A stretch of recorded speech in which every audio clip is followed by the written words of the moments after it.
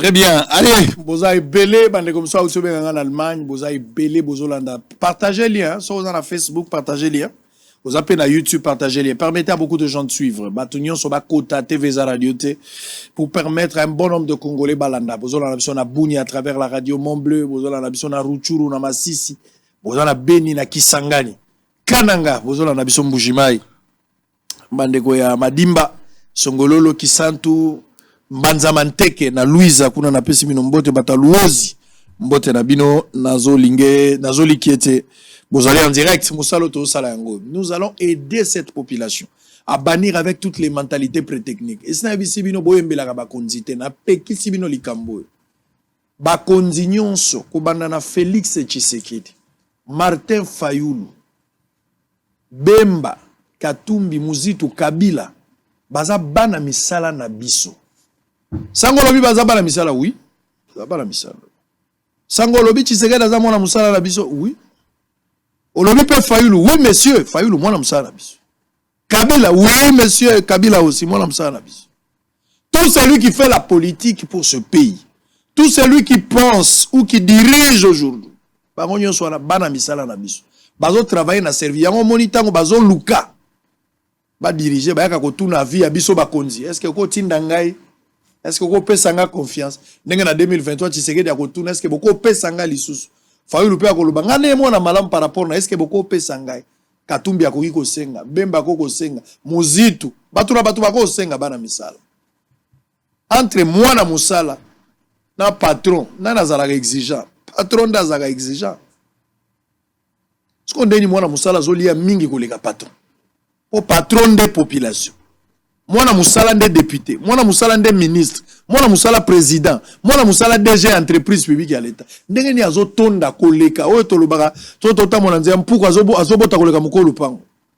Ola bato bateka ka kisi mpuku azochaka bo mpuku azoteka ko azobota koleka mukolo pango. Ndenge ni député azo vivre mieux koleka yo. Ndenge ni ministre azo vivre yonde souverain, les pouvoirs du peuple par le peuple pour le peuple. Fongola misu. Dans la place Outi, place Tozoken, les lozana ajinini. Ao kangameli Tshisekedi, ao kangameli Fayulu, ao kangameli Bemba, ao kangameli Katumbi, ao kangameli Muzitu. Ozana ajinini le. Tshisekedi a reçu ça en 2028. Ce qui a eu deuxième mandat. Ce qui a eu deuxième mandat en 2023 qui. Ce qui a eu en 2018, c'est-à-dire ça li 10 ans en 2028. Ce qui to lo banda qui sana sima. Mouza komi président, a eu paye moi deux mandats.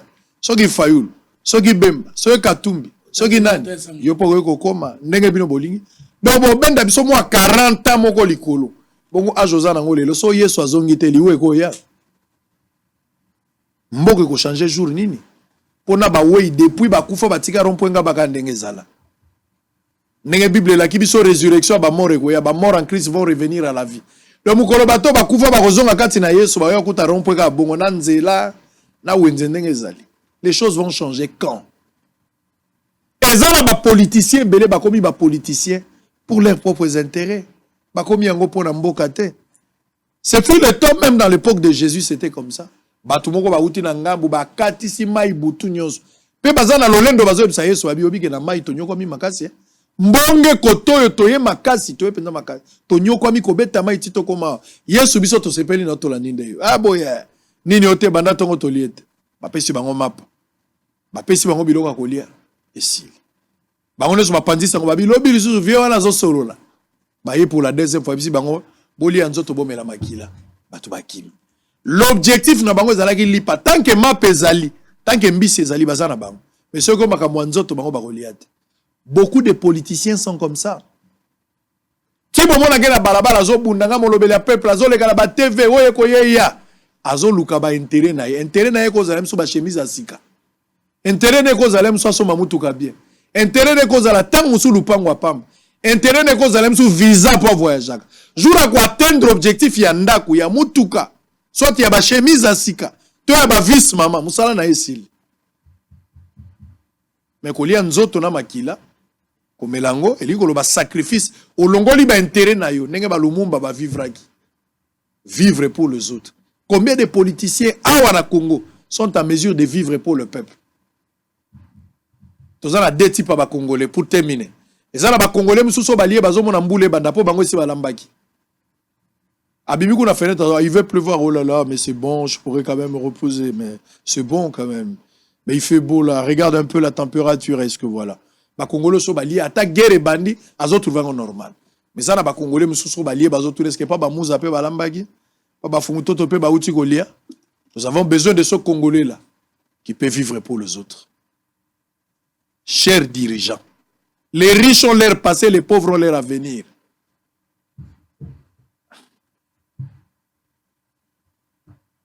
Bozo yiba mbongo l'État mingi yango zo mona zo sala ke oyibi mbongo l'État moboti bana moko bazalo kwa bana lokwa baki dengele pona ni retour ya mbongo ya l'État ba prière ba mona zo lokwa ki dengele pona retour ya mbongo ya bato bana bazo pa kona mafuta uti poto me makwanze zaka na nzoto retour ya ba prière ba Congolais na pasi na ba bolinga kana lo bate fumutoto tata sango toyoki na yo na tongo nga na yo mama oyo azolela pouvoir na bino bino nde bozo diriger mama wana aleli amibwaka na se mama wana azokoka te mama wana alobi akoki komiboma problème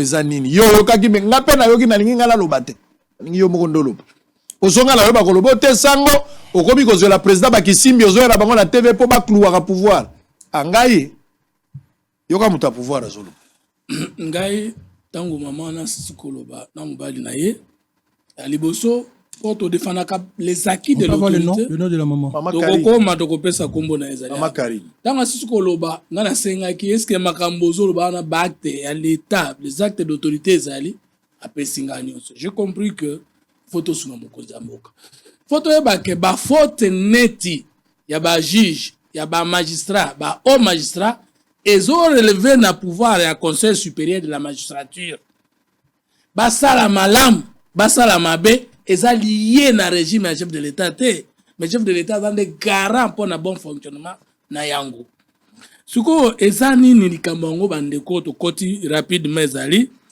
papa Gasana Muirwa nde azwaki certificat d'enregistrement lopango na ye na avenue na 5e rue limité numéro 295 quartier industriel na commune ya Limete asombi lopango wana azwi yango le 23 février 1977 pe azwi certificat d'enregistrement na 1978 tie vandi mama Karine Mbwaki Yembi femme mariée mutu abundaka na ndenge na ye aye kosomba lopango epai ya tata wana na mois de décembre 2021 pe azwi certificat na ye établi en bonne et due forme le 21 mai 2022. Qu'est-ce qui nous surprend? Après entrée AFDEL pour Yembi na 97 tata Gasana Muirwa na famille na yonso bakei na Belgique bazwi lopango na bango na uti kopesa adresse batiki yango na locataire ba locataire bavandaka boye incertain Chibamba Toka Eric mineur de son état aye à se faire obtenir certificat oyo couvrir lopango ya papa Gasana oyo akena famille na yonso na Belgique ye na tata na ye papa Floribert Chibamba mwana wana tata na azaki agent ya affaire cadre na affaire foncière vous comprenez que bato yebi nani za kolopango te kolopango wana kenda wapi ba ye ba obtenir certificat ya lokuta ya enregistrement le 9 juillet 2003 na kombo ya mwana na ye ya 14 ans kaka bango moko bavandi lisusu tokomi le 17 septembre 2015 baye koluka soit après 11 ans après certificat d'enregistrement ya sika oyo annulé ya mabe ya lokuta ya liboso cette fois-ci eza esu te mwana Chibamba Toka Eric te ekomi papa Chibamba ye moko Mundi Floribert nde na bana na yende bakomi bako propriétaire ya lopango wana Tangi salemi bongo, tata oyaza kolo lopango Ngasana, na 2015 accueilli à saisir TGI, tribunal de grande instance ya Matete sous RC 29 243, est confirmé yé comme seul propriétaire et unique ya lopango wana. Jugement ne salie makamomi sato sango. Likambo ya liboso. Jugement wana pesi déguerpissement ya papa Chibamba na bana na nyonso balongwa pour occupation illégale d'un bien appartenant à autrui. Deuxième, tango basali bongo kaka tata wana akenda pe na famille na yeso kindenge nini bazwa ba document nyonso et pas conservateur de titre immobilier pour na ko réhabiliter papa wana Ngasana et comme problème. Heureusement, il n'y a pas de crime parfait. Bakei na archive na commune ya Barumbu bake kozwa duplicatant ya original ya fiche na yoana basaleli ye ba établir ye comme libela kolo eloko e umeli nde tata wana aye koteka yango na mama Karine Mbwaki Yembi. Mama vandi boye to komina no kuna te papa Chibamba a interjeté appel na cour d'appel ya Kinshasa Matete sous RCA 10 412 pour na kokende kosamba na tata Ngasani.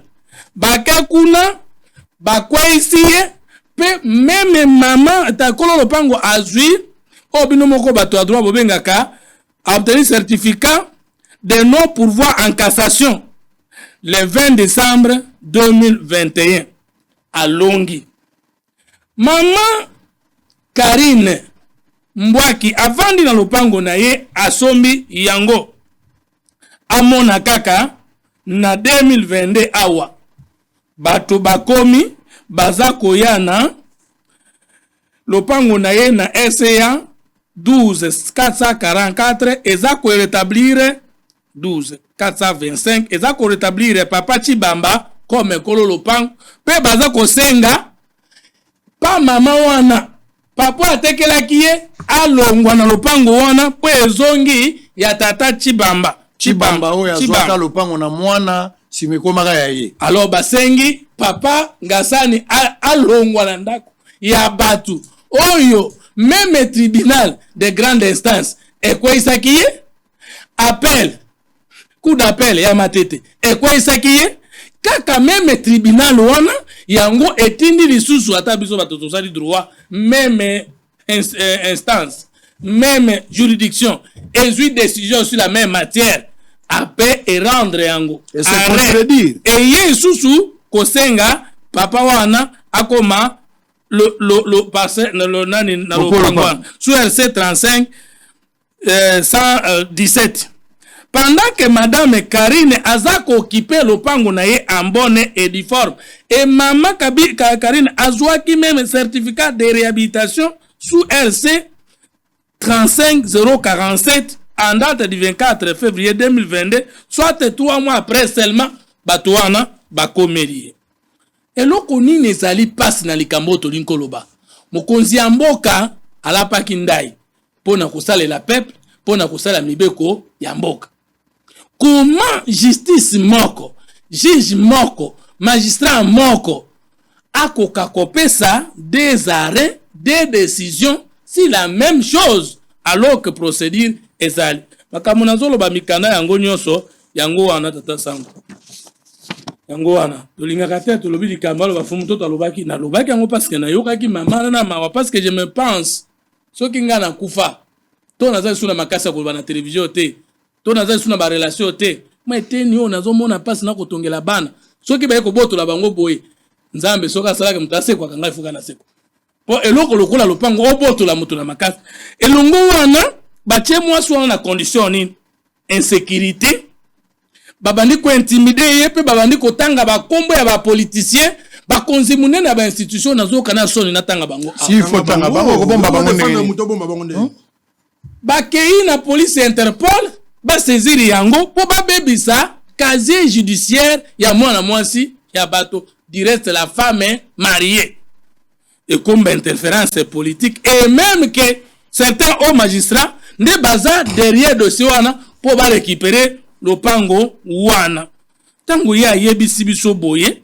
nde tomoni te trop c'est trop okambi ya mboka aza na schéma wana te ye moko depuis aza na pouvoir oyebi awa na mboka oyo toyokaki bana ya président na bakombo toyokaki bandeko ya président na bakombo depuis que le président Tshisekedi est là tozoka komba bana na ye na biloko ya bato tozoka komba ndeko na biloko ya bato so bino boyoki nga na yoki yango te quand même chaque chose a son temps régime oyo eza esu ya te babotoli kuna babomi kuna basali kuna yango biso tobeleli parce que ndoki babelelaka ye lokola tobeleli congolais nyonso napesi adresse oyo ya lopango yango po obunga te ke ezali passé numéro 295 5e mairie quartier industriel na limete ezali lopango ya mama Karina Mbwaki Yembi oyo akiri rango en bonne et pas monsieur Ngassama et pas monsieur Ngassama kolo lopango depuis 1977 biso atozana no bana mike to sisi ata école primaire te très bien obimela bato lo keza lopango dayo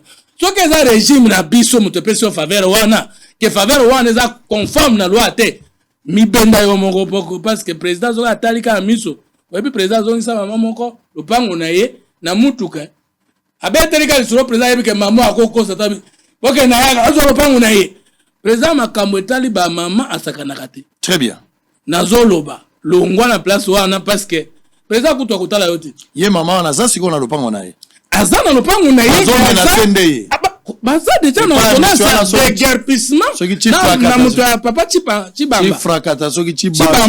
je crois Chibamba papa Chibamba Floribert tika lopango baninga zela na Floribert zela na koyebiso eloko moko ekosalo bien zela ekosalo moi bien e okosepela nango ekosalo semaine mombo vivre moi bien zela windeko oyoki na motema pasi mwasi wana alaki awa tala injustice bato bazangi bato pasi ya kubunda kosangisa moko kosomba lupango za facilité moto akobunda na ba budget nyonso lokola bango bakendaki poto soit akebo ya zonga bo akobunda vi nyonso asangisi mbongo na ye po azwa le meilleur basombi lupango c'est investissement à vie mais moto moko bo d'abord abandi kotiala no mwana na ye moko lokola mineur akomi propriétaire ne bane mais après amoni ala mineur ezo simba te moko akomi so tata asala kape biloko wana bata faire foncier belé ba coopéra bazana kat ne ba kop babeta ka yango pasi population na biso.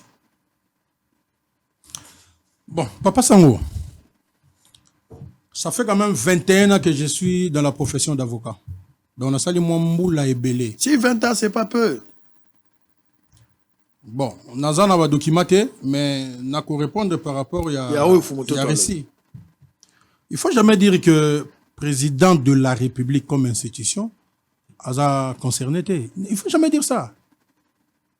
Le jugement est rendu au nom du peuple congolais, exécuté au nom du président de la République.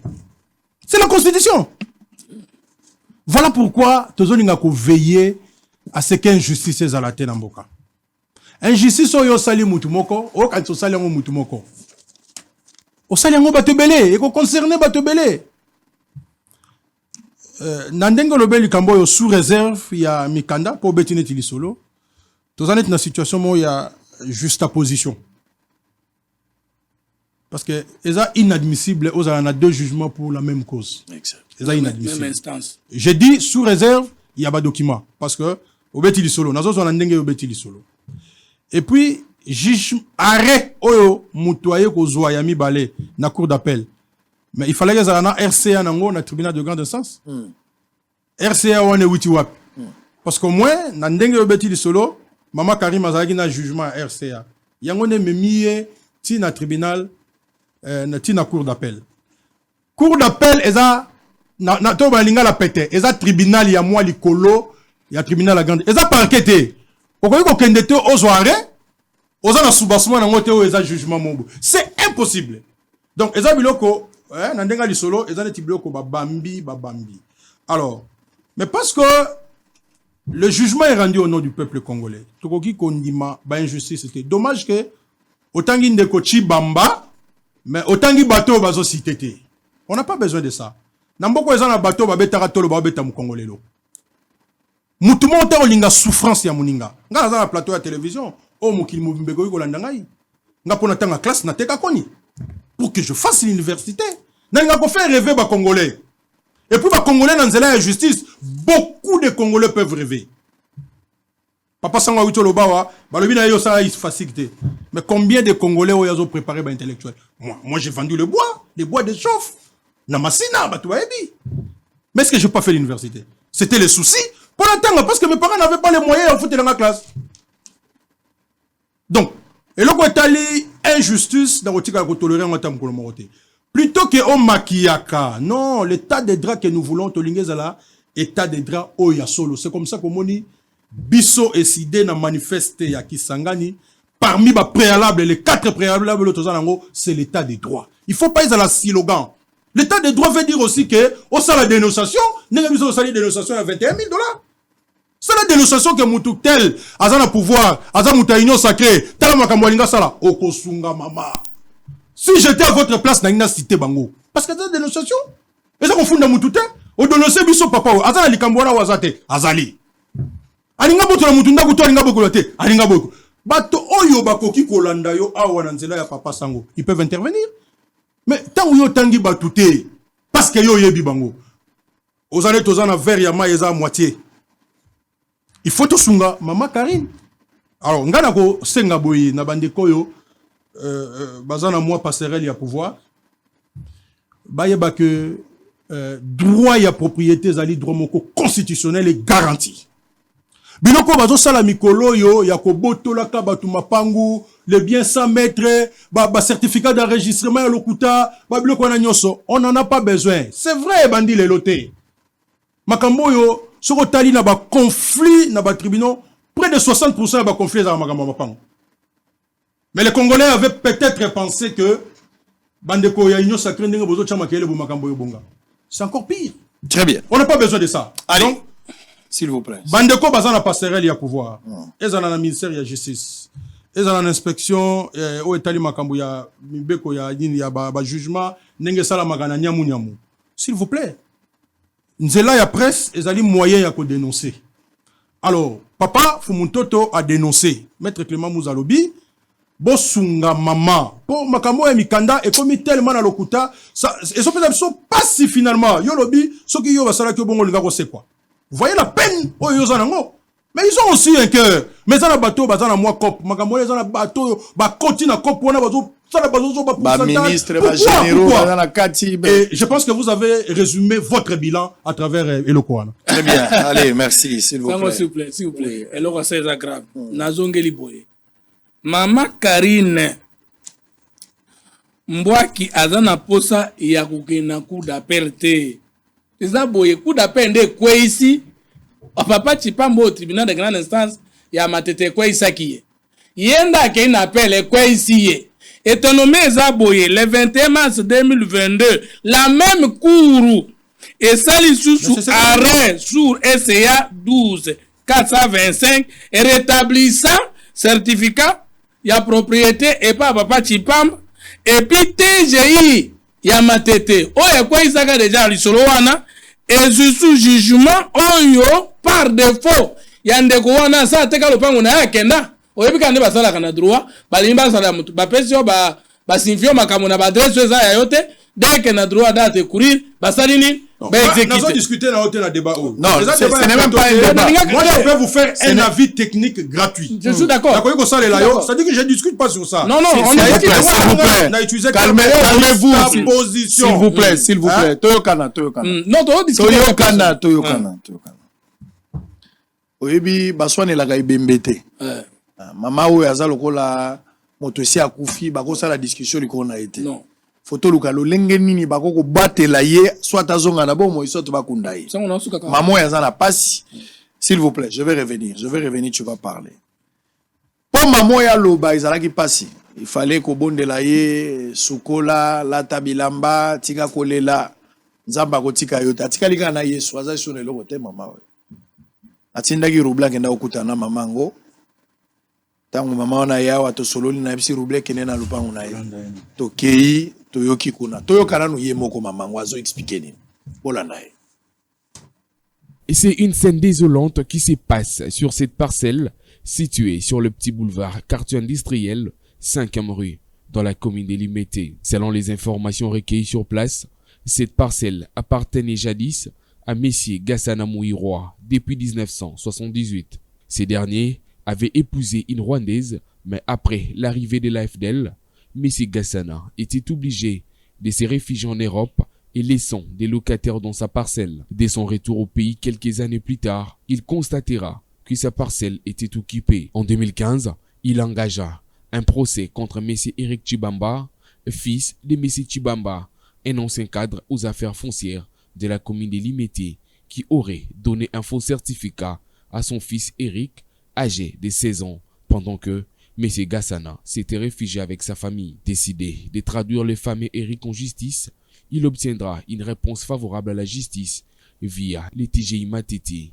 à l'époque du juge Bobo Bondembe. Il obtiendra également un arrêt de la Cour d'appel en 2021 et un certificat de non-pouvoir, toujours à la même année. En 2021, M. Gassana avait vendu cette parcelle en bonne et due forme à Madame Karine Bouakiyembi. Mais tandis que Chibamba, aza ata na subasima te asombaki epai ya nani po Gassana asombaki epai ba Belge donc procédure nyonso eza asombaki epai ba Belge asombi boye azongi boye nani ngai kotekela ngai mais ye Chibamba eza te eza ata moko te siko koma kaka cour d'appel wana epesi raison epai ya Gassana kaka ye wana na 2022 ayo kopesa epai ya Chibamba parce que atalaki ba archive ngaka yebaki non o mais lopango ngo oyo c'est etekama déjà parce que nga pe naza na jugement oyebaki ko établir ngai en tant que propriétaire na cour ya Matete. Curieusement, cette pauvre femme est menacée aujourd'hui par Eric Chibamba et quelques politiciens véreux qui veulent détruire sa vie. Mais bon yebisanga bino boza batu ya justice boza bata mibeko mikanda ya Gassana yango oyo boza pe na jugement oyo ya Chibamba wana boloba nanga vérité. Est-ce que Gassana c'est un faussaire ou c'est un vrai? Ou Chibamba c'est un faussaire ou c'est un vrai? Nga na besoin na yeba pona minute yo soki bolobi nanga ke Gassana c'est un faussaire nga na bengi bango batindela nga mbongo na ngai ata na États-Unis to Rolanda balobi na ngai mama moni na situation oyo Gassana c'est lui le propriétaire, le vrai propriétaire ya lopango eza ya ye. Chibamba c'est un faussaire aux Hollande c'est un faussaire comme azaki ancien cadastre bayebaki comment ya kosala parce que basalaki même efasaka même badocument nyonso baarchive nyonso ya Gassana era ye ake kolanda baarchive wana na bureau ya nini ya commune de Kinshasa na Barumbu akena kolanda ngo na Barumbu nde akomona baarchive na ye. La justice élève une nation, mais en RDC, le petit peuple n'est pas considéré. Les plus forts l'emportent toujours au détriment des faibles. Au chef de l'État de mettre hors d'état de nuire tout ce qui nuise à son cheval. C'est vraiment déplorable. C'est vraiment déplorable. Ça dit, à Congo, pour le cas d'espèce, le cas où il y a Maman Karine, on comprend ici que M. Chipamba, du fait qu'il a travaillé dans le service de Makambo et Tali Mapango, baluki ba identifier nde ba je ba sala ka mingi na Kinshasa wato na Congo ba yebi déjà Mapango historique na ngweza boy batali pe mikolo wana ozomona na te ba yebi pe ko voyager ba yebi pe mikolo za ka sur koto te na Kinshasa koma na Lubumbashi omoni buzoba sata na kote la kioti okamati mwana na yo mineur ne bokomisi propriétaire à lopango. De la même manière, on peut bébé à Zana Liboumé propriétaire. Crime parfait, ça l'a raté. Au Monique, on va détruire les documents, le jugement qui a donné. Le pan on a moana. Si vous avez des mois, vous avez des bimi. Vous avez des komingai. Vous avez des moana. Monsieur Chipamba, je ne te connais pas. Mais je disais ici tantôt pendant l'émission que les riches ont leur passé, mais les pauvres ont leur avenir. Qu'est-ce que vous êtes en train de chercher derrière cette pauvre dame? Oh, Yomoko Yebi qu'elle a raison. Aza le problème na yote. Moi, je suis à Sombi Lopango na M. Gassam en bonne et due forme. Au-delà de la cohérente la procédure na ye. Mais même Mikanda nyonso na niveau ya jugement oyo salami na ba instance nyonso elakisi ke yo ozata na sika moko ya kocha monoko te. Pourquoi tu insistes? Pourquoi tu commences à menacer cette dame? Qu'est-ce que tu recherches derrière ma menace? Ok, n'a Interpol comme ça la nini. Pourquoi vous menacez moi sur le téléphone jusqu'à ce que vous menacez même na vie naïe, même na mobile naïe. Bozo lukanini. Magistrat, juge, je m'en fous. Je m'en fous. 1 + 1 égale à 2, attends, la France égale à 2. La justice reste la justice. Que tu ailles de magistrat, de juge derrière toi, moi je m'en fous, madame. Si tu es dans, monsieur Chipamba, si tu es dans le bon, tu es dans le bon. Mais acceptez aussi que tu es dans le faux. Et retire-toi de ce dossier. Le Golanga la Kotili Kabo Kozolisu, Kimiate, tu n'auras plus la paix. Une femme en difficulté. La femme, elle est sincère, elle a ses documents. Mais toi, tu n'auras pas la paix. Parce qu'à chaque fois que cette femme ici va pleurer en ton nom, moi je reviendrai ici sur le plateau pour t'attaquer. Je ne te connais pas, monsieur. Je ne te connais pas, mais je te dis quelque chose. Retire-toi de ces dossiers. Il y a un ciel à gagner, il y a un enfer à éviter, monsieur. Retire-toi de ces dossiers. Tu penses que parce que le régime est kassaïen, toi tu t'appelles Chipamba, et tu ne sais pas que les choses vont changer. Et en attendant, tu pourras aussi mourir. Parce que c'est le destin de Dieu. Tu peux aussi mourir. Dans le cœur de l'homme, il y a tant de projets, mais c'est le destin de Dieu qui s'accomplit. Laissez cette pauvre dame calme. Elle s'est battue pour avoir sa parcelle. La justice, Tolobi Ango élève une nation. Pourquoi Bolingi Batunyo se fout à la bande gouvernement? Pourquoi Bolingi Batunyo se fout à la pomba? Pourquoi Moutako Somaropo, on était prêt à vendre Kimia sans gaz à la matata? Et si au poli, la justice. La justice dans Zambé peut au poli. Justice dans mon lit peut au Simbate. Biso peut baspenzi sangolo ko langai boy na koti kote. Soki na banda ko lia pa na yo panza sani. Soko yebinga ko lobana nga lisusu te. Tant que kotika mo sio na kimia te ko lobana nga pete. Ko benga penga ite. Ato moninga na nzela leka. Otungisi motema ya mwasi azozanga pongi. Azoko même ko sokolate likolo na yo. Alors qu'on yebi que tu es dans le faux. La plupart de vos experts na steliona. Ko botola ka mapango wa bato.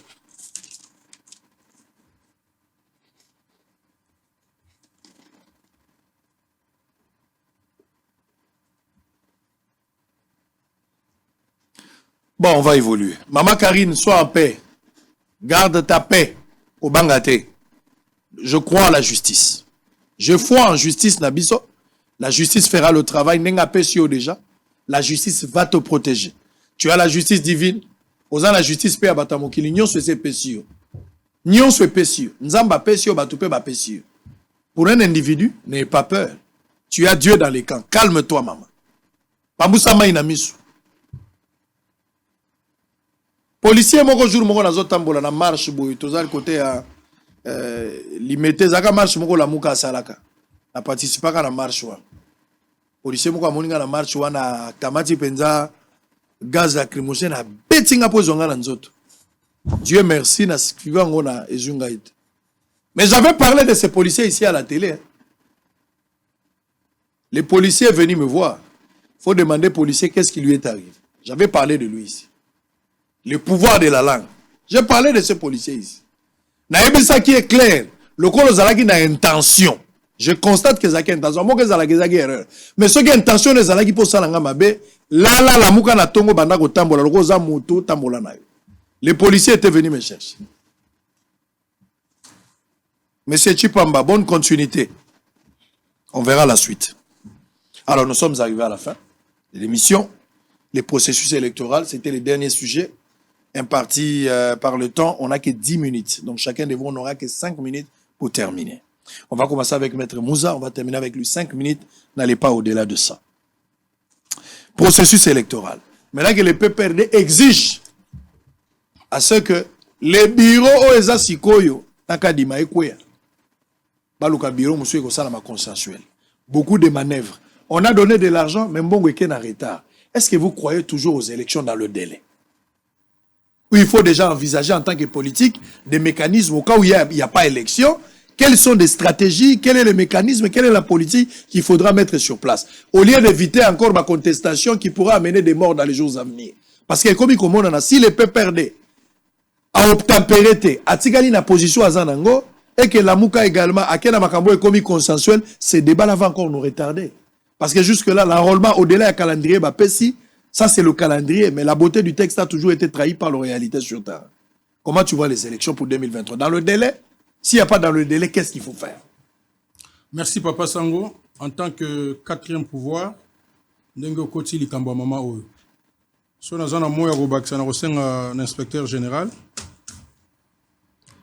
Il y a service judiciaire et puis na ko senga na ministre o azali azana moi etenia pouvoir il y a makambo etali justice à kota likambo yo. Ça grave, ça fait honte même pour nabiso ba auxiliaire ya justice. Et mutumoro taza au-dessus de la loi. Batika koyok sarabatu soni de temps en temps nanzela ya justice donc termina to chango ministère ya justice alors. Donc ça c'est inacceptable. Je suis content que quatrième pouvoir à côté comme pouvoir au sali musala na yo. Processus électoral, je pense que la position nabiso décidé échangeate, c'est la même position. Position nabiso ezali il y a obtenir les consensus autour des fondamentaux. Quand tu le bagayango tous on a besoin na mboka oyo ceux qui t'organisent l'élection qui est un vainqueur et ça na moto pas perdre à féliciter pe muninga qui a gagné l'élection. On a besoin chaque fois to kendara na braquage électoral. Quand vous lisez notre constitution na préambule nango omona ke ba problème et belé o tozui na mboka ezadi na ba élection oya malamu et salamité. Nous avons demandé à ce que tozo aseni moko consensuel. Bande kwa union sacrée baboyi yango. Lelo composition ya seni ezaka kapona parti moko ezali union sacrée. Bazwa ba pécha batu na ndenge na bango ya ba transhumance, les gens qui sont venus plus tu sais que disent que batu ya IDPS bango moko nyoso wana ezali que pour processus électoral et beba. Et ba conséquence nango ezali très très grave. Maintenant là, on instaure au biso to bengaka la crise préélectorale. C'est-à-dire que confiance na seni eza ata mukete. Parce que bandeko ya lamuka bazate, bandeko ya Kabila bazate, bandeko ya ensemble bazate, batu o nyoso bango ba fabriquer, bazu ba tchekuna, c'est pas ça la seni que nous voulons. Nous ne parlerons jamais de Kadima parce que Kadima azali mutu o ifalaka wita na ba confession religieuse de la société civile. Aujourd'hui, nous avons la possibilité de faire mieux. La Côte d'Ivoire, la veille à l'élection, la composition qui était politique, on a revu. Et aujourd'hui, il faut revoir en haut que composition de la politique. Bah, petit si moutouté, na quota oye kozala réglementaire. Bah, tu as une sacrée bozala combien mi balé. Ok, mi balé, boya bocha, boya boy. Bah, tu as FCC bozala combien bozala mi balé, bozala wana. Bah, tu as la mouka bozala combien bozala wana bino mi balé. Ainsi de suite. Moutou na moutou atindi batonaye. Et le kobiso tolingi yango wana. Aujourd'hui, na koyi koloba na place, il y a FCCT ou il y a PPRDT. Mais le consensus que nous sommes en train de rechercher, c'est que pour que le lobby, tous à l'élection, il y a Malonga. PS à l'élection, il y a comme Mabatu, Namakambu, il y a violence. Donc, élection moko apaisée. Aujourd'hui, la contrainte que nous avons, le 24 janvier 2024, il faut tout le monde, président de la République, à prêter serment. Contrainte autosanango, et ça constitutionnel, c'est l'article 73. Il y a constitution. C'est-à-dire que après 5 ans, il faut qu'on organise l'élection. Donc, contrainte on a le les alliés, na 2023. Il faut organiser l'élection. Donc, la CENI a mise en place. Nous continuons à exiger les consensus. Les consensus, c'est pas la composante sur l'état libisoté. Composante politique, il faut revoir, il faut toyokana, que voilà, awa, et ça, c'est ça les dialogues. C'est une institution indépendante. Et ça, c'est qu'il y a à s'approprier tout le processus. Non, il y a les parties prenantes. Oh, bah, ça, on a droit à la guerre, oh, yo, ah, wezo kendete, ah, wezo kende malamte, ah, wezo kende malamte. Regardez, dans un passé récent, en 2006, si nous sommes allés aux élections, c'est pas parce qu'on avait une très belle constitution. Non. C'est parce que le parti, bah, Vandaki n'a cadre de dialogue à Saint-Sylvestre. Avant le dialogue à Saint-Sylvestre, il y a eu même des dialogues où ils avaient été tout le temps, n'ingénie to kende na élection malamu.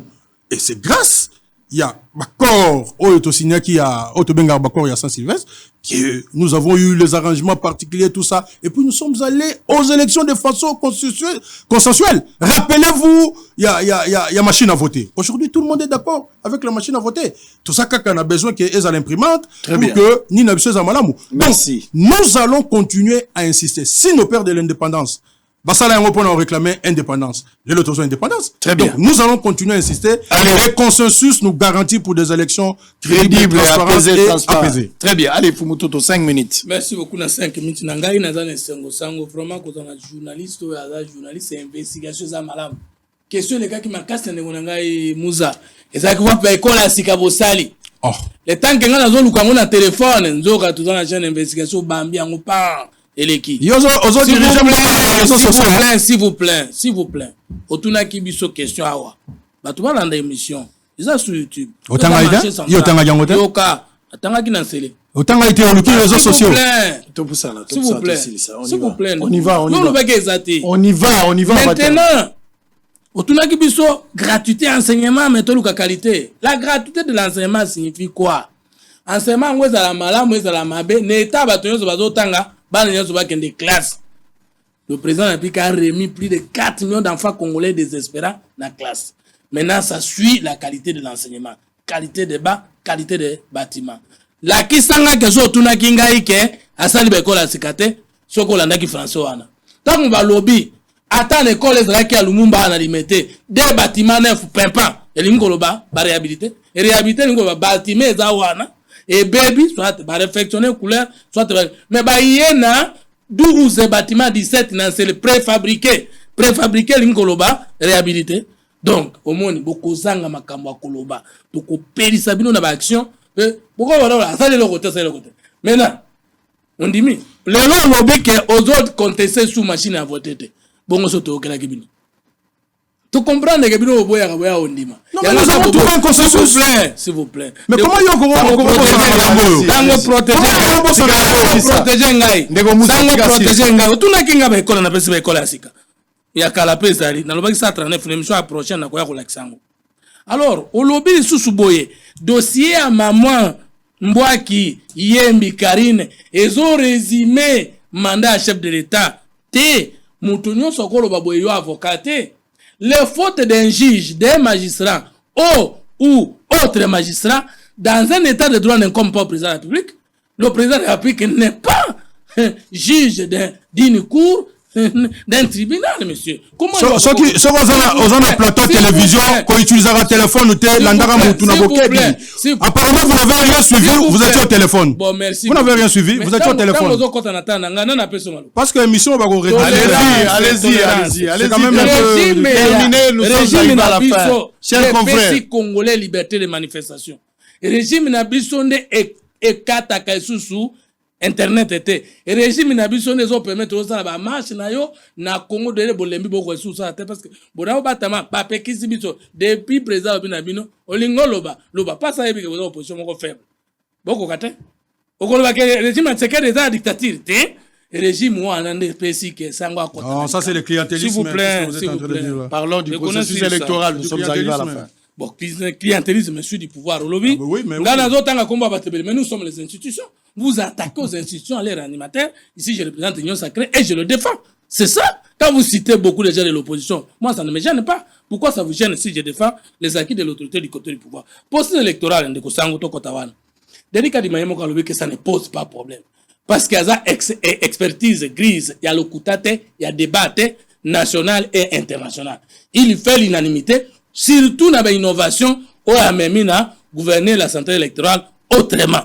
Même Ndoki a contesté Denika Dimate. Là, dès que le président fait l'unanimité, c'est fini. Alors comment tu trouves la démarche du PPRD? Je termine. Maintenant, Ndekwa Kosi, en 2006, il y a eu des contestataires. En 2011 aussi, il y a eu des contestataires. Bisonde, bah toi comprendre, était président a glissé, sauf ceux qui n'ont pas décidé glissement. Parce que nous sommes au-dessus de tout, tu as évité ma comme à lobby. Donc glissé était, donc on a besoin de la finance. Nicolas Kazadi azo manager finance ya mboka malamu mbongo ya seni plus de 300 000 et CP Sami c'est nazo les soumis soloté États-Unis pendant que bango azoluka to recomposer cour constitutionnelle to recomposer CNI États-Unis lobi tondimi nde ba élection mo mbongo pe yango oyo ya biso ezangi te ya ba pape ye tokozonga lisusi matin to solo la oui le président de la République écoute tout le monde ça l'audience ko yamba yo to solo la kuta na président de l'Assemblée nationale aso non le président Bahati aza sociable ngano non to zo solo la li solo ya ko banda isusu ko recomposer CNI tokolinga ngo te parce que ça demande implicite à glissement. Très bien. Na composition ya gouvernement. Allez, merci. Tozana bilan na biso. Merci. Donc nembango une élection. Très bien. Après ça mokonzi ambok. Allez. Deuxième mandat. Nous sommes arrivés. Quoi, il est capable, c'est fini. Allez, nous sommes arrivés à la fin pour aujourd'hui. Et ça a eu plaisir de partager ce plateau pour la toute première fois avec Maître Moussa qui a toujours participé dans ma mélo, mais avec Sango c'est la première fois. Merci d'avoir répondu à notre invitation. Matondi Mingi pour la disponibilité. Merci pour la lelo. Fumototo également. Merci. Mais pour ça, la biso, au-delà, il y a tout le malam pour na Congo, kanisa malam pour na Congo, sala malam pour na Congo. C'est ce qui est plus important. Et puis la justice élève une nation. Cette maman doit être réhabilitée, protégée. Bah, de guerre pire, azana katsa lupango. Mais maintenant, c'est Zali. Maintenant, c'est Zali parce que, motomo azoya wana azo solo la kana téléphone. Allô, ouais, toi. Mouni. Bien, pas du coup. Alors, nous ne voulons pas de cette histoire-là. Que tu sois du pouvoir, que tu sois de l'opposition, moi, je m'en fous. Jugement et salami, maman wana zana lupango nae, ba protéger maman wana avant d'ailleurs, amiyoka malamu, maman na koza la boumbu na Congote, alors kazana mboka nae.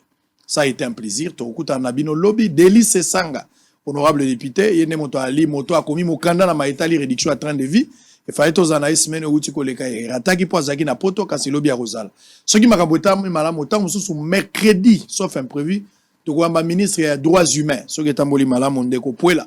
Alors, on a besoin de TV Radio. D'ici là, portez-vous bien accompagné à votre télévision. Bye bye.